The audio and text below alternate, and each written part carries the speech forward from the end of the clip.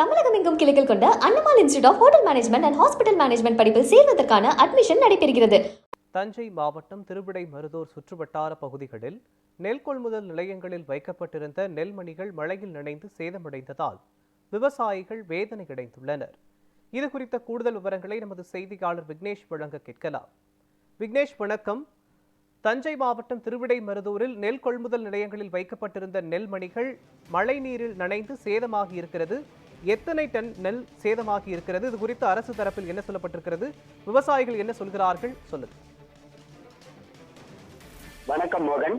தஞ்சை மாவட்டம் திருவிடைமருதூர் சுற்றுவட்டார பகுதிகளில் முன்பட்ட குறுவை அறுவடை பணிகளானது நிறைவடைந்து நெல் கொள்முதல் நிலையங்கள் மூலம் விவசாயிகளிடமிருந்து நெல் கொள்முதல் செய்யப்பட்டு வருகிறது.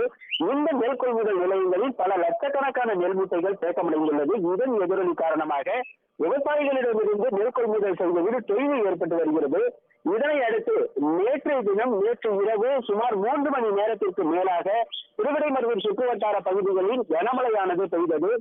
இந்த கனமழை எதிரொலி காரணமாக திருவிடைமருதூர் சுற்றுவட்டார பகுதிகளில் உள்ள தற்காலிக நெல் கொள்முதல் நிலையங்களில் வைக்கப்பட்டிருந்த அந்த நெல் மணிகள் மற்றும் நெல் மூட்டைகள் முற்றிலுமாக சேதமடைந்து காணக்கூடிய காட்சிகளையும் நம்மால் காண முடிகிறது. குறிப்பாக திருவிடைமருதூர் சுற்றுவட்டார பகுதிகளில் 50க்கும் மேற்பட்ட தற்காலிக நெல் கொள்முதல் நிலையங்கள் போதுமான அடிப்படை வசதிகள் ஏதும் இல்லாமல் வெட்ட வெளியில் நெல்மணிகளை விவசாயிகள் கொட்டி வைத்துள்ளனர். விவசாயிகளிடந்து நெல் கொள்முதல் செய்யப்பட்ட நெல் மூட்டைகள் மழை போல் தேங்கியுள்ளது.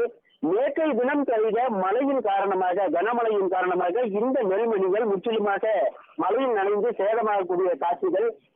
இந்த அடிப்படையில் உடனடியாக இங்கு இருக்கக்கூடிய இந்த நெல்மணிகளை விவசாயிகளிடமிருந்து நெல் கொள்முதலை விரைந்து செய்ய வேண்டும். அதே போன்று நெல் கொள்முதல் நிலையங்களில் தேக்கமடைந்துள்ள நெல் மூட்டைகளை கிடங்கிற்கு எடுத்துச் செல்ல வேண்டும். தற்காலிக நெல் கொள்முதல் நிலையங்களில் அடிப்படை வசதிகளை மேம்படுத்தி தர வேண்டும் என விவசாயிகளின் கோரிக்கை தொடர்ந்து நீண்டு கொண்டே இருக்கிறது. உணவில்லை என்றார்கள். அத்தகைய உணவு தொழிலை மேற்கொண்டுள்ள விவசாயிகளின் தற்போதைய நிலை பெரும் கவலை அடைந்துள்ளது. மோகன்,